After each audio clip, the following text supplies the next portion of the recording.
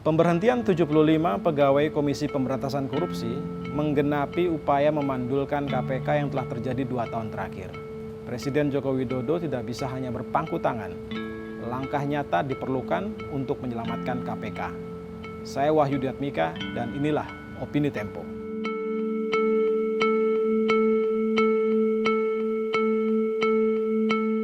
Sejarah akan mencatat dengan gamblang rekam jejak Presiden Joko Widodo dalam upaya pemberantasan korupsi di negeri ini.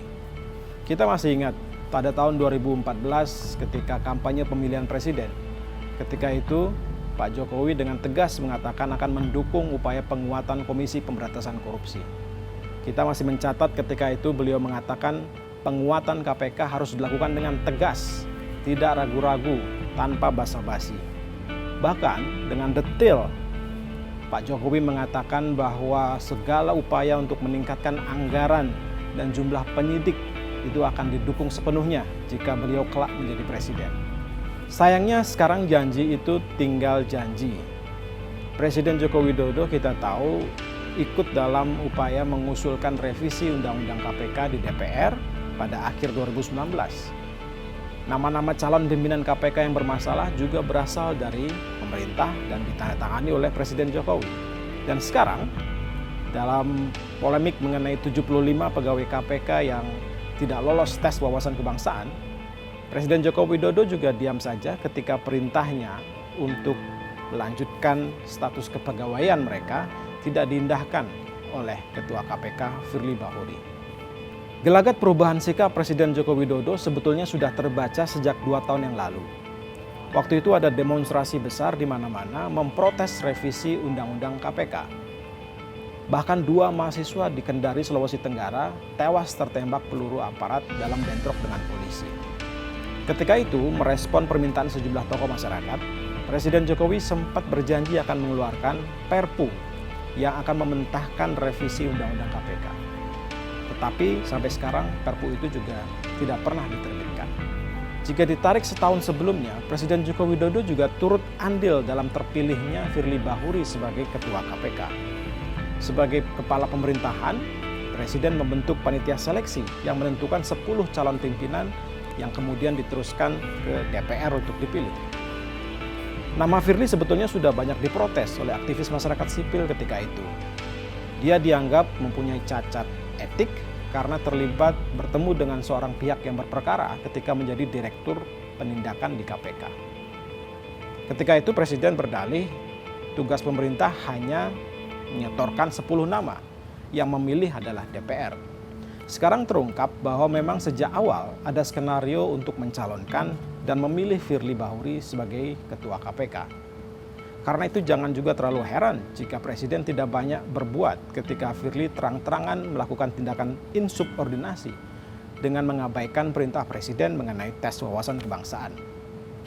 Revisi Undang-Undang KPK dan terpilihnya Firly sebagai pimpinan KPK memang membatasi ruang gerak Komisi Pemberantasan Korupsi. Tapi kita beruntung karena masih ada penyidik-penyidik internal yang bukan penugasan dari Mabes Polri, cukup militan dan kreatif.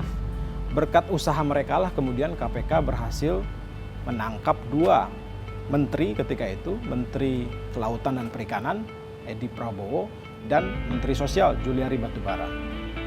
Karena itulah keberadaan para penyidik ini yang menjadi duri dalam daging untuk usaha-usaha untuk membonsai KPK. Buat mereka yang ingin membonsai KPK, menyingkirkan 75 pegawai ini adalah upaya terakhir untuk menyempurnakan pemandulan Komisi Pemberantasan Korupsi. Penelusuran Indonesia Leaks, di mana Tempo terlibat di dalamnya, menemukan bagaimana Firly menyisipkan tes wawasan kebangsaan ketika ada transisi dari status pegawai KPK menjadi aparatur sipil negara.